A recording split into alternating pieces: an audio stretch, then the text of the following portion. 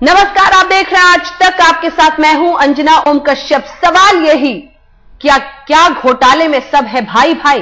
क्या घोटालों के हवा में सभी नंगे हैं? क्या देश में एक के बाद एक घोटालों की नई फसल तैयार हो रही है? क्या घोटालों की इस खेती की सिंचाई में सबके हाथ भीगे हैं? आज ये तमाम सवाल इसलिए उठ रहे हैं क्योंकि जो बीजेपी कोयला घोटाले को लेकर संसद को ठप कर बैठी थी, उसके मुखिया पर ही अपने बिजनेस को चलाने के लिए घोटाले को दबाने के बड़े इल्जाम लगे हैं। बड़ा सवाल यही कि क्या घोटालों में भी चल रही है भाईगिरी?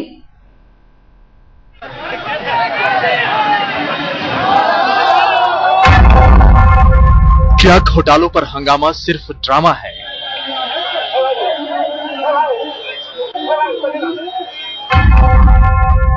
क्या चेहरा देखकर बीजेपी करती है विरोध?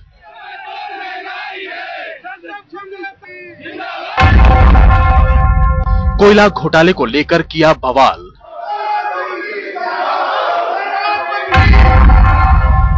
सिंचाई घोटाले पर क्यों चुप रही बीजेपी? आज ये सवाल इसलिए उठ रहे हैं क्योंकि एक आरटीआई कार्यकर्ता ने बीजेपी के अध्यक्ष पर लगाए हैं गंभीर इल्जाम। इस एक्टिविस्ट का नाम है अंजलि दमानिया। अंजलि ने ही सिंचाई घोटाले का पर्दाफाश किया है। अंजलि ने सिंचाई घोटाले के लपेटे में गडकरी को भी लपेट लिया है। हम जाते हैं अपनी ऑपोजिशन पार्टी के साथ, तो उन्होंने बड़े कड़े शब्दों में मुझे जवाब दिया कि हम इसमें कुछ नहीं कर सकते। उनके पार्टी प्रेसिडेंट खुद ने मुझे ये जवाब दिया कि इस बारे में मैं कुछ नहीं कर सकता हूँ, मेरे तो शरद पवार जी के साथ बिजनेसेस है। अंजलि के इन आरोपों से बीजेपी में खलबली मच गई है। नितिन गडकरी खुद इस मामले पर कानूनी कार्रवाई की तैयारी में जुट गए हैं और पार्टी ने इन आरोपों को महज कांग्रेस की नई साजिश करार दिया है।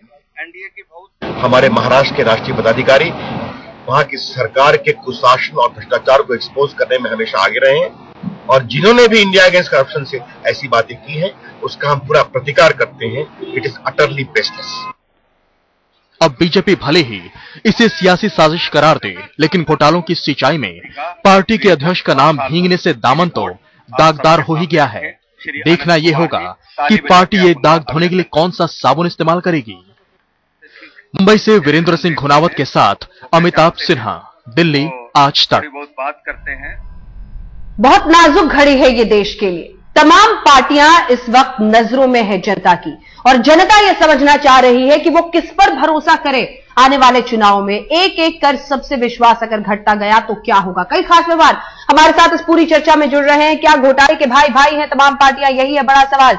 यतिन ओझा साहब हमारे साथ बीजेपी के वरिष्ठ नेता सीधे जुड़ गए हैं। हमारे साथ रशीद मसूद साहब कांग्रेस पार्टी का पक्ष रखने के लिए वरिष्ठ नेता जुड़ गए हैं। कुछ ही देर में खुद अंजलि दमानिया आरएसए की वो सदस्य जिन्होंने ये सच्चाई अपने आरटीआई के जरिए देश के सामने रखी है, वो भी हमारे साथ शामिल होंगी। इसके साथ ही नवाब मलिक साहब एनसीपी के नेता भी हमारे साथ शामिल होंगे इस बड़ी बहस में। सबसे पहले यतिन ओझा साहब आपके पास आते हुए, क्या वाकई आप लोग ये बार बार कह रहे हैं कि नहीं ऐसा कुछ नहीं है, वो जानते तक नहीं है अंजलि दमानिया को, लेकिन एसएमएस के जरिए तमाम चीजों के जरिए सबूतों के जरिए एक महिला ये बात कर रही है, क्या जवाब देंगे आप?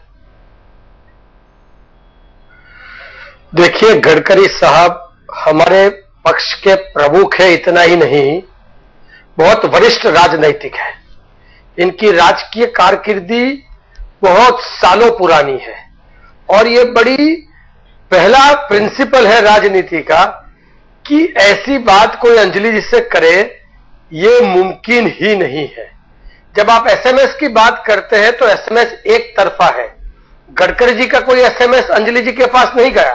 ठीक है, यानी आप कह रहे हैं, आप ये कह रहे हैं यतिन ओझा साहब, तारीख है हमारे पास 14 अगस्त सुबह 10 बजे जब वो बता रही हैं कि वो घर गई थी नितिन गडकरी के, वो सब झूठ है।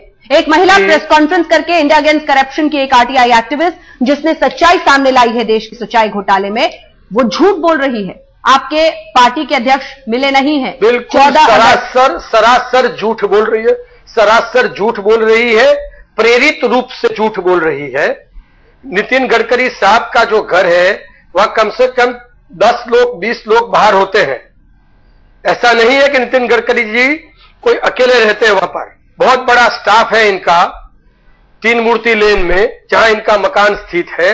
और जैसा मैंने कहा, नितिन गडकरी साहब का इतना सालों का अनुभव है, वो किसी को जाने नहीं जाने, पहचाने नहीं पहचाने, कोई कल का राजनीति में आया हुआ लड़का भी ये नहीं करेगा, ये कहेगा जो अंजलि जी कह रही है, जो नितिन जी ने कहा। यतिन जी, ये तो कोई दलील नहीं हुई। यतिन जी, ये तो कोई दलील नहीं हुई कि कोई नौसिखिया है तो वो आरोप नहीं लगा सकता, सच नहीं कह सकता। कोई बहुत पुराना राजनीतिज्ञ नहीं कहेगा किसी अनजान व्यक्ति को। नौसिखिया भी कोई अनजान व्यक्ति को ये नहीं कहेगा, अरे हमारा तो भाग है, 4 काम वो हमारे करते हैं, 4 काम हम इनके करते हैं। ऐसा न जान न पहचान, और कोई इतनी बात बता देगा, और वो भी कोई मतलब समझ में नहीं आने वाली बात है। गडकरी साहब जैसे सीनियर मोस्ट लीडर के पर यह आरोप लगाना, ये तो बिल्कुल बेबुनियाद है। किसी से प्रेरित होके ये आक्षेप लगाए गए हैं, इसमें कोई दो राय नहीं। चलिए ठीक है, आपके पास मैं लौटूंगी क्योंकि कुछ ही देर में अंजलि खुद हमारे साथ मौजूद होंगी। वही आपकी इन तमाम बातों का जवाब सीधे तौर पर दे सकती हैं कि अर्ध सत्य अभी सामने है, आखिर पूरा सच क्या है। सवाल यह है रशीद मसूद साहब, सरकार आपकी पूरा सामने है, अर्ध सत्य है ही नहीं। ये आपकी राय है, ये आप जानकारी दे रहे हैं, जो अंजलि कह रही है उसको भी परखना होगा। सवाल यह है रशीद मसूद साहब कि महाराष्ट्र में आप ही की गठबंधन की सरकार है। इन तमाम आरोपों में जो गडकरी जी पर आरोप लग रहे हैं वो तो ये कि सच सामने लाने में उन्होंने मदद नहीं की, लेकिन सीधे सीधे जिम्मेदारी तो आपकी सरकार की बनती है। आप ही की सरकार चल रही है गठबंधन की, जिसमें अजीत पवार पर ये तमाम आरोप हैं। देखिए, आरोप है, आरोप सिद्ध नहीं है, इसीलिए इंक्वायरी का एक रखा गई है कि इंक्वायरी कराई जाएगी तमाम मामले में। और अजीत साहब ने खुद भी ये बात की है कि मैंने 5 पैसे भी नहीं लिए हैं, और जब इंक्वायरी होगी तो दूध का दूध और पानी का पानी हो जाएगा। आपको अंजलि दमानिया की बातों में कितनी सच्चाई दिखती है मसूद साहब? जी, मैं वही उसी पे आ रहा हूं। देखिए, मैं बीजेपी को करप्शन की जननी समझता हूं। जब बंगालू लक्ष्मण साहब वो थे, अध्यक्ष थे, पहली मर्तबा बीजेपी का करप्शन या किसी भी पॉलिटिकल पार्टी का करप्शन तहलका के जरिए से सामने आया। लेकिन जो दमानिया जी कह रही हैं, मैं ये तो नहीं कह सकता हूं कि झूठ कह रही हैं, लेकिन वो सन 2011 में मिली, फिर जून में मिली, फिर अगस्त में मिली, 3-4 दफा उनकी मुलाकात हुई है। ये 1.5 साल की खामोशी क्यों रही है? या तो ये था जो हम पहले से कहते रहे हैं कि ये इंडिया अगेंस्ट कोऑपरेशन जो ग्रुप है, मैं इनको इंडिया अगेंस्ट करप्शन नहीं कहता हूं, इंडिया अगेंस्ट कोऑपरेशन है। ये एक दूसरे से कोऑपरेट भी करके नहीं चल सकते, 10 आदमी भी एक जगह नहीं रह सकते हैं, बिखर गए। पिछले आप 1 महीने में देखिए, कोई यहां गिरा, एक दिल के टुकड़े 1000 हुए, कोई यहां गिरा, कोई वहां गिरा। तो ये इंडिया अगेंस्ट कोऑपरेशन जो ग्रुप है, ये 1 साल तक क्यों चुप रहा है? क्योंकि हमारा तो इल्जाम पहले दिन से यह है कि ये आरएसएस का एक षड्यंत्र था, और अब चूंकि आरएसएस के बीजेपी का भी इन्होंने एक्सपोजर शुरू किया है, तो ये 1 साल चुप रहने के बाद अब नई कुछ स्कीम बनाई है। रशीद साहब, बहुत दिलचस्प है, पूछना चाहते हैं कि दुश्मन को खोजने, परखने और समझने में जो एकता तमाम पार्टियां इस वक्त दिखा रही हैं, वो वाकई काबिल तारीफ है। बिल्कुल नहीं, मैं कोई नहीं कह रहा हूं, मैंने कहा है कि मैं इसको करप्शन की जननी समझता हूं, लेकिन किसी के ऊपर भी आप इल्जाम लगाओगे, 1 साल चुप बैठोगे, क्यों 1 साल की चुप्पी की खामोशी का क्या वजह? ये मुझे यह तो एक्सप्लेन करना पड़ेगा ना। हम बीजेपी के आदमी तो है नहीं कि कोई भी आएगा कांग्रेस के आदमियों के ऊपर इल्जाम खट से कह देंगे तो साहब इनको जेल भेज दीजिए, प्रूफ हो गया है। हम तो बहुत एक आम आदमी की हैसियत से बात कर रहे हैं कि 1 साल तक, 1.5 साल तक खामोश रहने की, 1.5 साल से भी ज्यादा हो गया अब तो। घोटाले के क्या भाई भाई, तमाम पार्टियां जिन पर आरोप लग रही है, जनता का विश्वास किस तरह से उठ रहा है। सभी खास मेहमान लगातार हमारे साथ बने हुए हैं। अंजलि दमानिया भी हमारे साथ अब जुड़ गई हैं, नवाब मलिक साहब हमारे साथ एनसीपी के नेता भी जुड़ गए हैं। अंजलि, साफ शब्दों में यतिन ओझा का यह कहना है कि नहीं मिले हैं नितिन गडकरी आपसे। नितिन गडकरी खुद कह रहे हैं मैं नोटिस भेजूंगा, मैं मिला नहीं हूं इस महिला से। कैसे विश्वास दिलाएंगी आप इन्हें भी और देश को?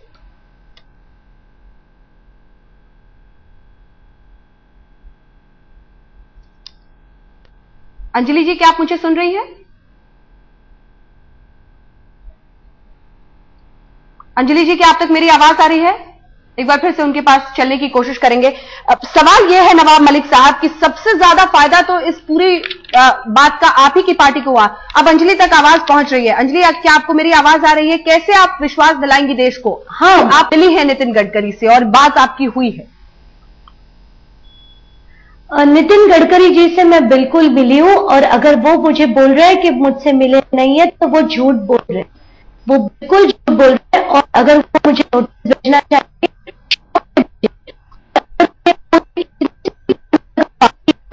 तो किसी तकनीकी खराबी की वजह से जी किसी तकनीकी खराबी की वजह से आपकी आवाज बहुत साफ नहीं आ पा रही है। एक बार फिर से रुक करते हैं नवाब मलिक साहब का, जब तक कोशिश करेंगे आपकी आवाज ठीक से आए। नवाब मलिक साहब, सबसे ज्यादा फायदा तो आपकी पार्टी को हुआ है, क्योंकि जो असल मुद्दा था, जो भ्रष्टाचार है, जो सीधे सीधे आरोप है, वो दरकिनार हो गया है और सारा का सारा फोकस इस बात पर हो गया है कि बीजेपी के अध्यक्ष थे जिन्होंने मदद नहीं की सच सामने लाने में।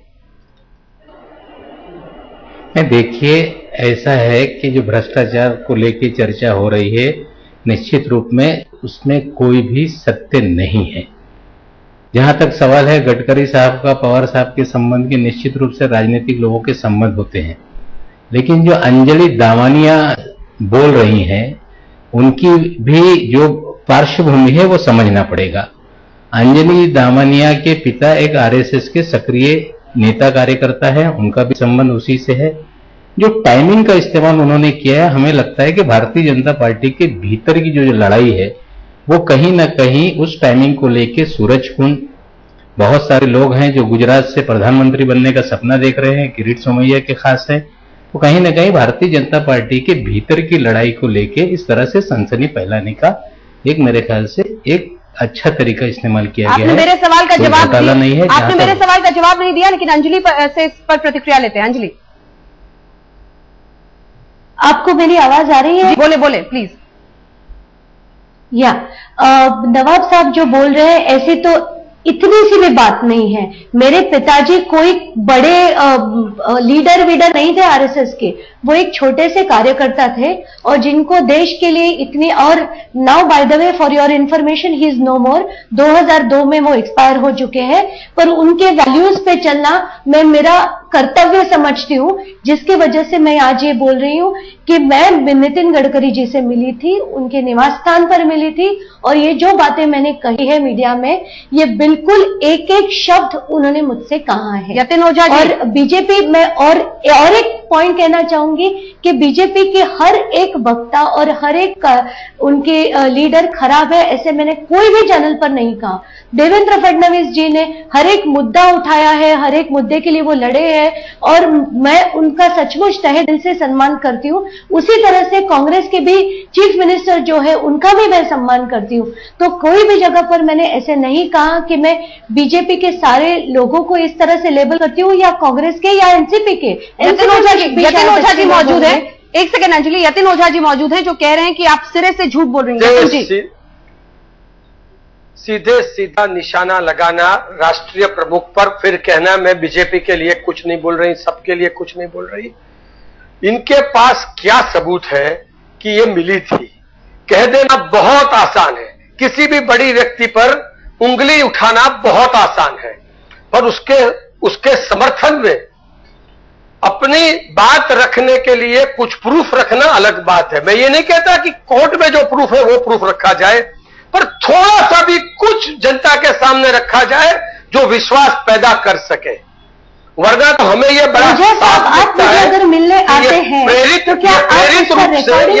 रूप से आप अगर मुझसे बात करते हैं तो आप अगर मुझसे मिलने आते हैं तो क्या हर एक चीज का प्रूफ होता है? मैं खुद कह रही हूँ कि मैं उनसे मिली हूँ और जो शब्द मैंने कहे हैं एक तो वो खुद कह रहे हैं कि आप नहीं मिली, वहां से निकलने के बाद कह रहे हैं नहीं मिली। ऐसा तो नहीं है कि वो राजनीति में इसलिए वो झूठ और आप एक्टिविस्ट के लिए इसलिए आप सच, वो आप कह रही है मिली है, तो वो कह रहे हैं नहीं मिली है, तो ये कैसे प्रिजम्पशन ड्रॉ कर रहे हैं कि वो राजनीति में इसलिए वो झूठ बोल रहे हैं और आप यहाँ पर इसलिए आप सच बोल रही है? कुछ तो थोड़ा बहुत तो आपको जनता के पास ओझा जी आप थोड़ी लेवल की बात करें तो बहुत अच्छा रहेगा। आप जो बात कर रहे हो ना उसका नहीं मैडम, मैं बिल्कुल लेवल की झूठ बोलने का मुझे कोई शौक नहीं है। मैंने आपसे विनती कर रहा हूँ, इस प्रकार का कोई झूठ नहीं बोला क्योंकि हमारी फितरत में ही नहीं। आप कुछ ज्यादा रखिए जनता के पास, थोड़ा बहुत भी, जिससे विश्वास संपादित हो लोगों के मन में। सवाल बहुत महत्वपूर्ण है अंजलि जी, सवाल बहुत महत्वपूर्ण है। सवाल यही है कि क्या जब आम आदमी के हितों की बातें आती हैं तो फिर सत्ता पक्ष या विपक्ष सबके लिए बात बराबर हो जाती है? घोटाले में क्या भाई भाई, यही है बड़ी बहस जो हम कर रहे हैं। सभी खास मेहमान हमारे साथ बने हुए हैं। यतिन ओझा साहब, बात पर ये कहते हैं नितिन गडकरी साहब कि प्रधानमंत्री सामने आते क्यों नहीं, वो क्यों नहीं मुंह खोलते, वो क्यों नहीं खुद आकर सफाई देते? आज जब उन पर इतने गंभीर सवाल खड़े हो रहे हैं तो अपने सेनापतियों को क्यों आगे कर रहे हैं, वो खुद क्यों नहीं आते सामने? देखिए, वहां कंट्रोलर और ऑडिटर जनरल ऑफ इंडिया का रिपोर्ट था। वो रिपोर्ट एक कॉन्स्टिट्यूशनल अथॉरिटी ने अपने कार्य क्षेत्र में रहते हुए रखा था, इसलिए आना जरूरी था। कोई एक व्यक्ति तब तो आपने संसद तक ठप कर दी थी, बिना कोई सबूत, तब तो आपकी पार्टी ने संसद तक ठप कर दी थी। कोई आक्षेप कर दे और ये कहना कि राष्ट्रीय अध्यक्ष टीवी पे आ जाए, ये मेरे ख्याल से आप लोगों की भी थोड़ी जास्ती है। क्या ये सही है रशीद मसूद साहब? देखिए, यतिन जी को ये ध्यान में रखना चाहिए, एक बात इन्होंने आज बहुत सच कही है कि जरा सी कोई बात कह दे और उस पर एकदम हंगामा मचा दे, ये काम बीजेपी का हमेशा से रहा है। कोई भी झूठा इल्जाम लगा दीजिए कांग्रेस पे आप, तो ये हंगामा उसको सच करके दिखाने की कोशिश करते हैं। प्राइम मिनिस्टर और पूरी कांग्रेस पार्टी और पूरी पार्लियामेंट के ज्यादातर लोग ये चाहते थे कि कैग की रिपोर्ट के ऊपर थॉरोली डिस्कशन होना चाहिए और एक्सपोजर हो जाता उस फ्लोर के ऊपर हाउस के कि कौन गलत है और कौन सही है। बिल्कुल। लिहाजा ये कह देना कि प्राइम मिनिस्टर ने आने से कतरा थे, प्राइम मिनिस्टर ने कभी नहीं कहा। प्राइम मिनिस्टर ने कहा कि हम हर तरीके से तैयार है, मैं स्टेटमेंट देने को तैयार हूं, उस पर बहस कर लीजिए, आप जिस रूल के अंडर में चाहें उस रूल के अंडर में बहस कर लीजिए। ऐसा तो कोई पार्लियामेंट में हुआ ही नहीं। आपने संसद नहीं चलने दी थी उस पर। देखिए, दो बात अलग है। Controller auditor general of India संविधान के तहत ऑफिस होल्ड करते हैं। एक, मुझे सुन लीजिए, इनका दर्जा सुप्रीम कोर्ट के मुख्य न्यायाधीश के बराबर है। उनके सारी सर्विस कंडीशंस सुप्रीम कोर्ट के सर्वोच्च न्यायालय के प्रधान न्यायाधीश के बराबर है। तो क्या यतिन ओझा जी आप देश को ये बता रहे हैं? सुप्रीम कोर्ट के जजमेंट के बराबर होती है, उस पर बहस नहीं होती है। इसका फोरम है जहां बहस होती है। कल को आप कह दो कि सुप्रीम कोर्ट के जजमेंट की भी हम बहस करेंगे पार्लियामेंट में, ये नहीं होता है। ये कैग हो या सुप्रीम कोर्ट हो, अपना फैसला लिख के सुना देती है। हम मुद्दे से भटक रहे हैं की कोई गुंजाइश हमारे संविधान में नहीं है। नया रास्ता आप निकालने जा रहे थे, इसलिए भारतीय जनता पार्टी ने विरोध किया। मुद्दे से हम भटक रहे हैं। क्या आप ये कह रहे हैं कि सिर्फ कॉन्स्टिट्यूशनल बॉडी ही सवाल खड़े करे तो नेता जवाबदेही देगा? क्या एक आम आदमी के सामने किसी नेता की जवाबदेही नहीं है, वो भी देश के सबसे बड़े विपक्षी पार्टी? मैं ये नहीं कह रहा हूं, अगर थोड़ा बहुत भी अपने समर्थन में, अपने आक्षेप के समर्थन में, तो मैं ये नहीं कहता हूं कि सारा सबूत रखे। थोड़ा बहुत मतलब एक आम आदमी समझ सके कि नहीं कुछ है, इससे ज्यादा नहीं, साबित नहीं करना है, कुछ है, बस इतना ही कहना है। तो इतना तो कहे कम से कम। अंजलि जी, अब दूसरा मैं एक बात और बता दूं, मेरे दिमाग में अभी आई ये बात। नितिन गडकरी जी जहां रहते हैं, वो जो लेन शुरू होती है उसके बगल में राइट और लेफ्ट दोनों तरफ सर्वोच्च न्यायालय के 2 न्यायाधीश रहते हैं। थल सेना के 2 लेफ्टिनेंट जनरल रहते हैं। वो हाई सिक्योरिटी एरिया है, वहां जाने आने के हर एक व्हीकल्स के नंबर नोट किए जाते हैं। मेरी बहन ये बताने मैं भी आपको यही कहना चाहती थी, तो वहीं से सबूत मिल जाएगा। मेरा ये निवेदन है कि 14 तारीख का अगर आपको सीसीटीवी फुटेज मिले तो उसमें मेरी गाड़ी गई थी कि नहीं, ये आपको बिल्कुल पता चलेगा। वो कह रहे तो नंबर भी निवेदन है आपसे, भाई साहब हाथ जोड़ के निवेदन है कि उसका सीसीटीवी फुटेज रिलीज करें। नंबर भी नोट किए जाते हैं गाड़ियों के, वो कह रहे हैं, तो वहां पर तो आपका नंबर नोटेड होगा अगर आप 14 अगस्त को वहां पर गई हैं। सुबह 10 बजे का वक्त आप बता रही हैं। कौन उसमें सवार है? अगर उस बिल्डिंग के में अगर सीसीटीवी फुटेज मिलती है और अगर वो आपके चैनल दिखाने की तकलीफ करे तो ये मेरे लिए सौभाग्य की बात होगी, क्योंकि ये भी एक पॉइंट है जो क्लियर कट बता रहा है नितिन गडकरी। अंजलि जी की बात तो सुनने दे। आप रशीद जी अपनी बात बोले। आप ये यतिन जी, मैं ये कह रहा हूं यतिन जी, आप जब अपनी बात कह लो तो फिर चुप हो जाया कीजिए। पता नहीं ये क्या बात है कि आप अपनी जबान के जोर पे लोगों को बात मनवाना चाहते हो। अभी आपकी एक तो मालूमात में मैं इजाफा कर दूं कि पार्लियामेंट ही वो फोरम है जहां ये सब चीजें डिस्कशन होंगी। पार्लियामेंट के फ्लोर के उसके ऊपर टेबल के ऊपर ही ये रिपोर्ट रखी डिसएग्री करता हूं। ये आप क्या बातें कर रहे हो? सुप्रीम कोर्ट के जजमेंट के ऊपर भी होगा डिस्कशन पार्लियामेंट में। आप क्या बात कर रहे हैं? और एक अमेंडमेंट हुआ है तो हमने बहस की है, कोई नतीजा नहीं निकला, ये वक्त जाया होगा। एक बार नवाब मलिक साहब के पास चलते हैं। नवाब मलिक साहब, राजनीति में यही तो तरीका है ना, क्योंकि जो बात अंजलि बता रही है उसमें सच्चाई दिखती है कि 4 काम हमने उनके किए हैं, 4 काम उन्होंने हमारे किए हैं, क्योंकि सच्चाई ये बताती है। आप कह रहे हैं अभी जांच होनी बाकी है, लेकिन आरटीआई के जरिए जो जानकारी हासिल की है अंजलि ने, उसमें उन्हीं की जो जमीन थी उस पर कोंढाने डैम के लिए 1 दिन के अंदर 24 घंटे के अंदर अलॉटमेंट कर दी गई, सीवीसी के तमाम रूल्स को नजरअंदाज करके, जिसमें टेंडर भी दिए गए। तो मामूली ऐसे अखबारों में डाले गए जो कि स्थानीय है वहां के अखबार, और टेंडर उसी के जरिए दे दिया गया है। 24 घंटे के अंदर टेंडर दिया गया है कोंढाने डैम का। और उसके बाद सुनिए, उसके बाद अलॉटमेंट के बाद फौरन 1 सप्ताह के अंदर उसका जो वैल्यू है वो 5 गुना बढ़ा दिया गया, 6 गुना बढ़ा दिया गया। ये जो तरीके अपनाए गए हैं ये सीधे सीधे भ्रष्टाचार की ओर इशारा करते हैं। क्या आपसी इस तरह के रिश्ते रहते हैं पार्टी? अंजलि जी के साथ है 26,000 करोड़ का जो नहीं, अभी यतीन जी आपका विषय नहीं, हमें बात करने दें। ऐसा है, जिस प्रकार से अंजलि जी अपनी बातों को रख रही हैं, सबसे पहला सवाल है कि जो कोंढाने डैम है उसका नियोजन सर्वेक्षण जब हुआ तब अंजलि जी उस जमीन की मालिक थी क्या? अंजलि जी का मूल रूप से काम है कि वहां पे किसानों से जमीन खरीदना और उनको ऊंचे दामों में बेचना, इस तरह का इनका कारोबार है, ये इनको मानना पड़ेगा। सिर्फ यही नहीं, और भी जगह पे इन्होंने लोगों से सेल एग्रीमेंट करके जमीनी ले रखी है रायगढ़ जिले में। अब इनको 24,000 रुपया प्रति एकड़ मिल रहा था, ये कम है, इस तरह की बात ये बार बार करती है। अंजलि जी का जवाब सुन लीजिए। कोंढाने डैम की बात है, भाई साहब आपका नाम क्या है? जरा सुन लीजिए, आप सुन लीजिए बहन, आप सुनिए बहन, मैं पहले बोल रहा हूँ, आप सुनिए, किसी भी जमीन के लिए मुझे 24,000 का किसी ने ऑफर नहीं किया है।